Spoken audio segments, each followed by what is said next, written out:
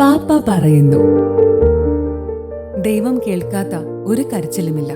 ദൈവം കേൾക്കാത്ത യാതൊരു കരച്ചിലുമില്ല. ദൈവത്തെ അഭിസംബോധന ചെയ്യുന്നുവെന്ന അവബോധത്തോടെ അല്ലെങ്കിലും ആ കരച്ചിൽ ദൈവം കേൾക്കുന്നുണ്ട്. ജെറീക്കോയിലേക്കുള്ള വഴിയിൽ യേശുവിനെ കണ്ടുമുട്ടിയ അന്ധയാചകനായ ബർത്തമേയോസിന്റെ കഥ ഇതാണ് നമ്മെ പഠിപ്പിക്കുന്നത്. എല്ലാം നഷ്ടപ്പെട്ടു എന്ന് തോന്നുമ്പോഴും പ്രത്യാശ കൈവിടരുതെന്ന് അത് നമ്മെ പ്രബോധിപ്പിക്കുന്നു. ഏറ്റവും മുറിവേറ്റ ബലഹീനമായ ഭാഗങ്ങളെ വിശ്വാസികൾ ക്രിസ്തുവിന്റെ ഹൃദയത്തിന് മുൻപിലേക്ക് കൊണ്ടുവരിക.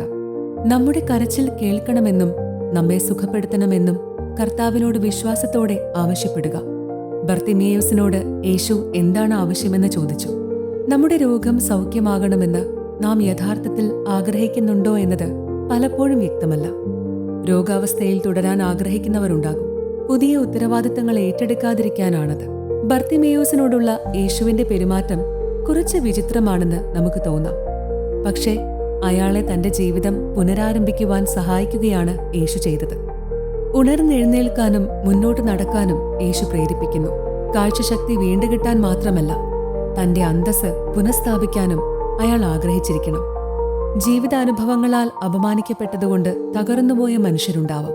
അവർക്ക് അവരുടെ മൂല്യമാണ് തിരിച്ചു കിട്ടേണ്ടത്. മറ്റുള്ളവർ ശകാരിക്കുമ്പോഴും അപമാനിക്കുമ്പോഴും പരിശ്രമങ്ങൾ നിർത്താൻ ആവശ്യപ്പെടുമ്പോഴും തങ്ങൾക്ക് ആവശ്യമുള്ളത് നേടിയെടുക്കുന്നതിനായി ചെയ്യാൻ കഴിയുന്നതെല്ലാം വിശ്വാസികൾ ചെയ്യണം. നിങ്ങളത് സത്യമായും ആഗ്രഹിക്കുന്നുണ്ടെങ്കിൽ അതിനുള്ള കരച്ചിൽ തുടരുക. ജൂൺ 11 സെയിന്റ് പീറ്റേഴ്സ് അങ്കണത്തിൽ പൊതുദർശന വേളയിൽ നൽകിയ സന്ദേശത്തിൽ നിന്നും.